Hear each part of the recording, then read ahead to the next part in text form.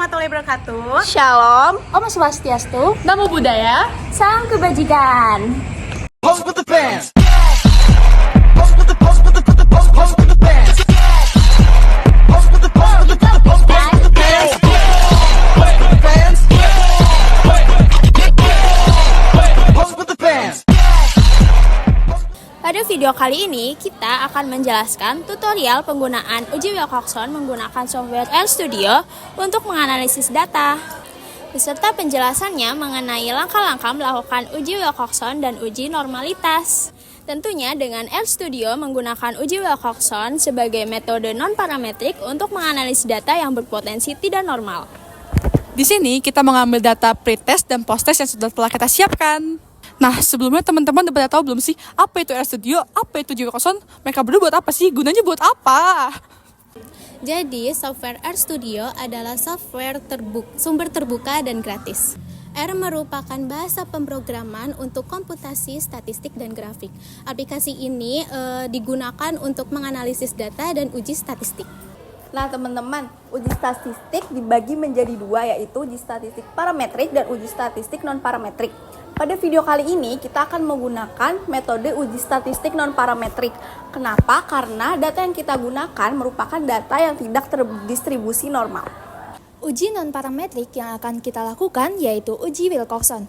Uji Wilcoxon digunakan untuk membandingkan antara dua kelompok berpasangan atau paired sample untuk menentukan apakah terdapat perbedaan signifikan antara median dari kedua kelompok tersebut.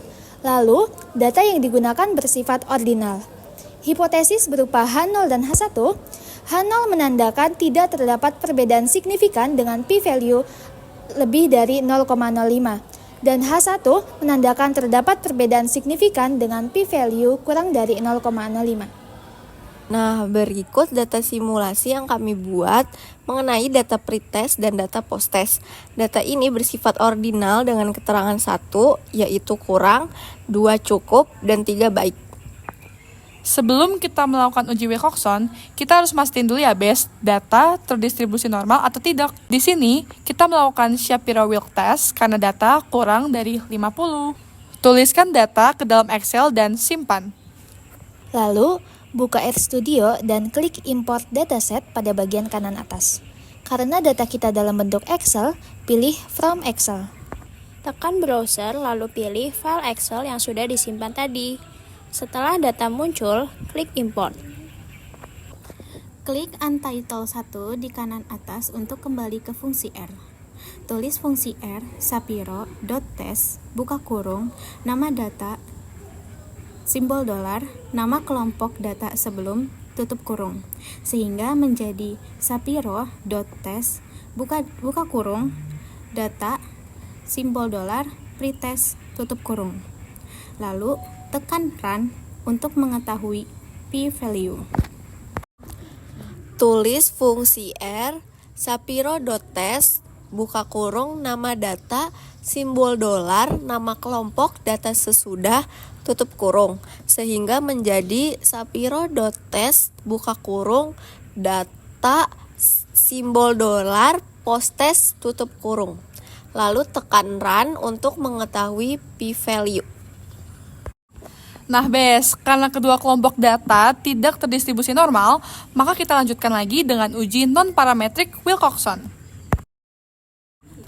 Langkah pertama, tulis fungsi R dengan rumus Wilcoxon wilcox.test.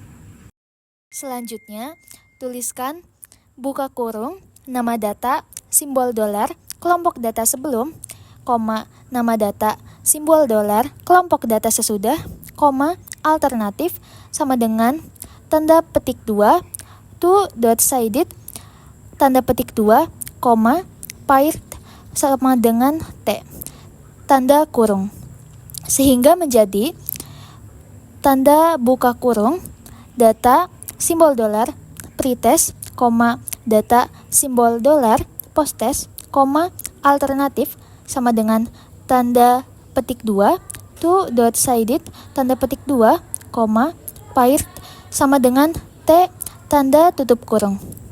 Maksud dari two-sided yaitu karena dua arah, dan maksud dari pair true karena data dua kelompok berpasangan. Selanjutnya yaitu tekan run untuk mengetahui p-value.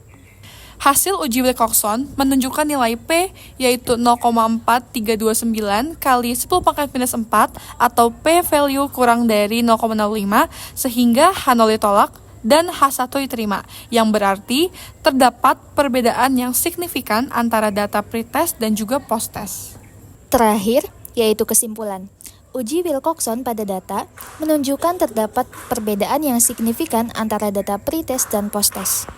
Pada bidang farmasi, tenaga kefarmasian dapat menggunakan uji ini untuk mengevaluasi perbedaan antar kelompok atau perubahan kondisi sebelum dan sesudah intervensi. Penggunaan RStudio mempermudah tenaga farmasi dalam melakukan analisis data secara efisien dan akurat. Sekian video tutorial dari kami. Gimana teman-teman? Gampang kan? Kalau ada yang ingin ditanyain, komen di bawah ya. Jangan lupa like dan share ke teman-teman kalian. Cobain sekarang nggak? Lah, kok maksa?